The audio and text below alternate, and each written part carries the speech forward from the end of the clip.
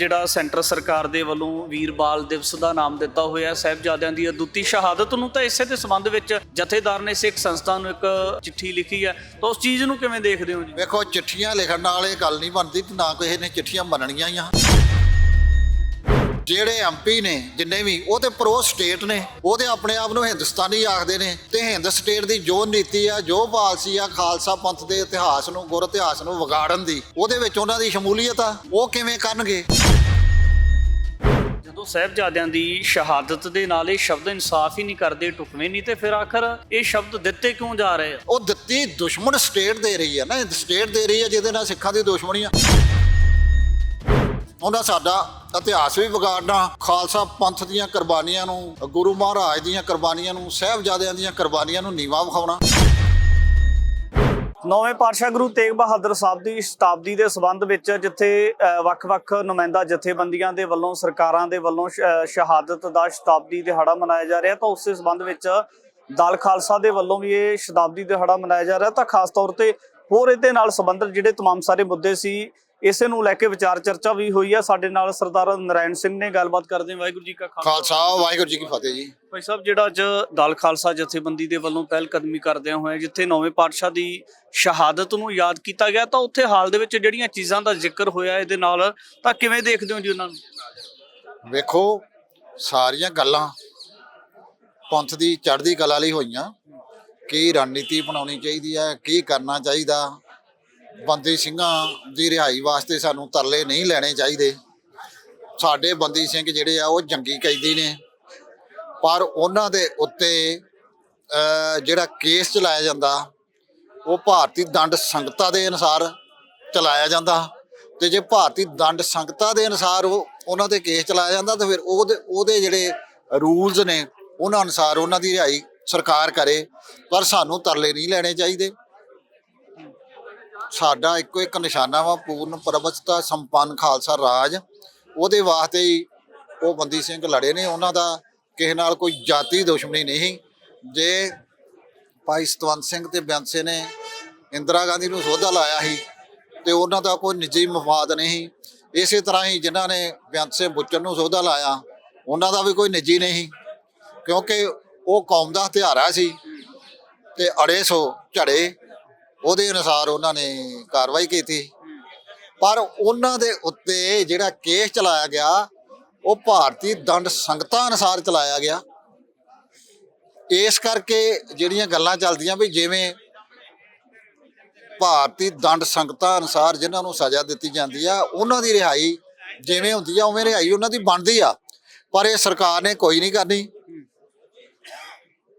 ਸਿੱਖਾਂ ਨੂੰ ਆਪਣੀ ਜਦੋਜਹਿਦ ਜਾਰੀ ਰੱਖਣੀ ਚਾਹੀਦੀ ਆ ਤੇ ਉਸ ਨੂੰ ਜਾਰੀ ਰੱਖ ਕੇ, ਜਿਵੇਂ ਦੋ ਮੁਲਕਾਂ ਦੇ ਵਿੱਚ ਜੰਗਬੰਦੀ ਹੁੰਦੀ ਆ ਤੇ ਫਿਰ ਰਿਹਾਈਆਂ ਹੁੰਦੀਆਂ, ਉਵੇਂ ਰਿਹਾਈਆਂ ਸਾਡੀਆਂ ਹੋ। ਪਿਛਲੇ ਦਿਨਾਂ ਦੇ ਵਿੱਚ ਦਿੱਲੀ ਵਾਲੀ ਜਿਹੜੀ ਭਾਜਪਾ ਉਹਦੇ ਮੁੱਖ ਮੰਤਰੀ ਆਏ ਸੀ, ਮਨਜਿੰਦਰ ਸਿੰਘ ਸਿਰਸਾ ਆਏ ਸੀ ਜਥੇਦਾਰ ਸਾਹਿਬ ਦੇ ਕੋਲੇ, ਤੇ ਜਥੇਦਾਰ ਸਾਹਿਬ ਨੇ ਕਿਹਾ ਸੀ ਕਿ ਪ੍ਰੋਫੈਸਰ ਦਵਿੰਦਰਪਾਲ ਸਿੰਘ ਭੁੱਲਰ ਦੀ ਰਿਹਾਈ ਦਾ ਜਿਹੜਾ ਮਾਮਲਾ ਉਹ ਕੇਜਰੀਵਾਲ ਨੇ ਭਾਵੇਂ ਨਹੀਂ ਉਹਨੂੰ ਕਲੀਅਰੈਂਸ ਦਿੱਤੀ, ਤਾਂ ਤੁਹਾਡਾ ਫਰਜ਼ ਬਣਦਾ ਹੈ ਤੁਸੀਂ ਜ਼ਰੂਰ ਇਸ ਮਸਲੇ ਦਾ ਹੱਲ ਕਰੋ। ਵੇਖੋ, ਉਹਨੇ ਕਹਿ ਕੇ ਆਪਣੀ ਬੱਲੇ ਬੱਲੇ ਕਰਾ ਲਈ ਤੇ ਉਹਨਾਂ ਨੇ ਉੱਥੇ ਸ਼ਾਮਲ ਹੋ ਕੇ ਬੱਲੇ ਬੱਲੇ ਕਰਾ ਲਈ। ਜਦੋਂ ਹਿੰਦ ਸਟੇਟ ਦਾ ਜਿਹੜਾ ਗ੍ਰਹਿ ਮੰਤਰੀ ਆ ਅਮਿਤ ਸ਼ਾਹ, ਉਹ ਕਹਿ ਰਿਹਾ ਕਿ ਆਪਣੀ ਗਲਤੀ ਮੰਨਣ ਤੇ ਰਿਹਾਈਆਂ ਹੋਣਗੀਆਂ, ਤੇ ਖਾਲਸੇ ਨੇ ਕੋਈ ਗਲਤੀ ਤੇ ਕੀਤੀ ਨਹੀਂ, ਸਿੰਘਾਂ ਨੇ ਕੋਈ ਗਲਤੀ ਤੇ ਕੀਤੀ ਨਹੀਂ। ਉਹਨਾਂ ਦੇ ਗੁਰੂ ਦੇ ਹੁਕਮਾਂ ਦੀ ਪਾਲਣਾ ਕੀਤੀ। ਅੜੇ ਸੋ ਝੜੇ, ਉਹ ਅੜੇ ਹੀ ਜਰਵਾਣੇ ਦੀ ਭਖਿਆ, ਮਜ਼ਲੂਮ ਦੀ ਰੱਖਿਆ ਤੇ ਖਾਲਸੇ ਦੀ ਅਣਖਵਾਹ ਤੇ ਉਹ ਲੜੇ। ਇਸੇ ਸੈਮੀਨਾਰ ਦੇ ਵਿੱਚ ਤੁਸੀਂ ਨੌਵੇਂ ਪਾਤਸ਼ਾਹ ਦੀ ਸ਼ਤਾਬਦੀ ਨੂੰ ਲੈ ਕੇ, ਉਹਨਾਂ ਦੀ ਸ਼ਹੀਦੀ ਨੂੰ ਲੈ ਕੇ ਜ਼ਿਕਰ ਕੀਤਾ ਕਿ ਜਿਹੜੀ ਉਹਨਾਂ ਦੀ ਸ਼ਹਾਦਤ ਹੈ ਉਹ ਪੂਰੀ ਸਮੁੱਚੀ ਸ੍ਰਿਸ਼ਟੀ ਦੀ ਚਾਦਰ ਸੀਗੇ। ਨੌਵੇਂ ਪਾਤਸ਼ਾਹ ਉਹ ਸਗੋਂ ਇੱਕ ਧਰਮ ਦੇ ਤੱਕ ਸੀਮਤ ਨਹੀਂ ਸੀਗਾ। ਪਰ ਦੂਜੇ ਪਾਸੇ ਜਿਹੜਾ ਨਾਗਪੁਰ ਦੇ ਵਿੱਚ ਦਮਦਮੀ ਟਕਸਾਲ ਦੇ ਵੱਲੋਂ ਸਰਕਾਰ ਦੇ ਨਾਲ ਅਲਾਈਅੰਸ ਕਰਕੇ ਨੌਵੇਂ ਪਾਤਸ਼ਾਹ ਦੀ ਸ਼ਹਾਦਤ ਦਾ ਦਿਨ ਮਨਾਇਆ ਜਾ ਰਿਹਾ, ਉਹਦੇ ਵਿੱਚ ਤੇ ਹਿੰਦ ਦੀ ਚਾਦਰ ਗੁਰੂ ਸਾਹਿਬ ਨੂੰ ਪ੍ਰਚਾਰਿਆ ਜਾ ਰਿਹਾ। ਵੇਖੋ, ਇਹ ਜਿਹੜੇ ਉਹ ਮਨਾ ਰਹੇ ਆ, ਇਹ ਸਵਾਲ ਉਹਨਾਂ ਦੇ ਕਰੋ। ਸਾਡੇ ਜਿਹੜੇ ਇਤਿਹਾਸਕ ਸੋਰਸ ਨੇ, ਕਵੀ ਸੈਨਾਪਤੀ ਜੀ, ਉਹਦੇ ਵਿੱਚ ਵੀ ਉਹਨਾਂ ਨੂੰ ਧਰਮ ਦੀ ਚਾਦਰ, ਸ੍ਰਿਸ਼ਟੀ ਦੀ ਚਾਦਰ ਆਖਿਆ ਗਿਆ। ਉਹਨਾਂ ਧਰਮ ਪਾ ਲਿਆ। ਬਚਿੱਤਰ ਨਾਟਕ ਦੇ ਵਿੱਚ ਵੀ ਆ ਭਾਈ ਧਰਮ ਦੇ ਵਾਸਤੇ ਉਹਨਾਂ ਨੇ ਆਪਣਾ ਸੀਸ ਵਾਰਿਆ। ਫਿਰ ਤਵਾਰੀਖ ਗੁਰੂ ਖਾਲਸਾ ਜਿਹੜਾ ਉਹਦੇ ਵਿੱਚ ਵੀ ਇਹੋ ਹੀ ਲਿਖਿਆ ਕਿ ਉਹਨਾਂ ਨੇ ਆਪਣੀ ਸ਼ਹਾਦਤ ਦੇ ਕੇ ਆਪਣਾ ਧਰਮ ਪਾਲਿਆ ਜੋ ਮਜਲੂਮਾਂ ਦੀ ਖਾਤਰ ਬਣਦਾ ਹੈ। ਲੰਘੇ ਸਮੇਂ ਦੇ ਦਰਮਿਆਨ ਜਿਹੜਾ ਸੈਂਟਰ ਸਰਕਾਰ ਦੇ ਵੱਲੋਂ ਵੀਰ ਬਾਲ ਦਿਵਸ ਦਾ ਨਾਮ ਦਿੱਤਾ ਹੋਇਆ ਸਾਹਿਬਜ਼ਾਦਿਆਂ ਦੀ ਅਦੁੱਤੀ ਸ਼ਹਾਦਤ ਨੂੰ, ਤਾਂ ਇਸੇ ਦੇ ਸੰਬੰਧ ਵਿੱਚ ਜਥੇਦਾਰ ਨੇ ਸਿੱਖ ਸੰਸਥਾ ਨੂੰ ਇੱਕ ਮੈਮੋਰੰਡਮ ਦਿੱਤਾ ਹੈ ਜਾਂ ਚਿੱਠੀ ਲਿਖੀ ਹੈ, ਤਾਂ ਉਸ ਚੀਜ਼ ਨੂੰ ਕਿਵੇਂ ਦੇਖਦੇ ਹੋ ਜੀ? ਵੇਖੋ, ਚਿੱਠੀਆਂ ਲਿਖਣ ਨਾਲ ਇਹ ਗੱਲ ਨਹੀਂ ਬਣਦੀ ਤੇ ਨਾ ਕਿਸੇ ਨੇ ਚਿੱਠੀਆਂ ਮੰਨਣੀਆਂ ਹੀ ਆ।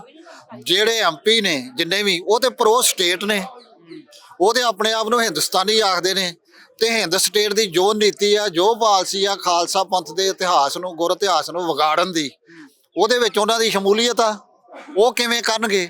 ਇਹ ਤੇ ਖਾਲਸੇ ਨੂੰ ਖੁਦ ਖਾਲਸਾਈ ਜਜ਼ਬੇ ਦੇ ਨਾਲ ਸਾਡੇ ਸਾਹਿਬਜ਼ਾਦੇ, ਦਸਮ ਪਾਤਸ਼ਾਹ ਦੇ ਸਾਹਿਬਜ਼ਾਦੇ, ਉਹ ਬਾਲ ਨਹੀਂ, ਉਹਨਾਂ ਨੂੰ ਦਰਜਾ ਕਿਹੜਾ ਬਾਬੇ ਦਾ ਮਿਲਿਆ। ਬਾਬਾ ਜੋਰਾਵਰ ਸਿੰਘ, ਬਾਬਾ ਫਤਿਹ ਸਿੰਘ, ਤੇ ਬਾਬਾ ਕਿਹਨੂੰ ਕਿਹਾ ਜਾਂਦਾ ਤੇ ਬਾਲ ਕਿਹਨੂੰ ਕਿਹਾ ਜਾਂਦਾ? ਇਹ ਫਰਕ ਆ।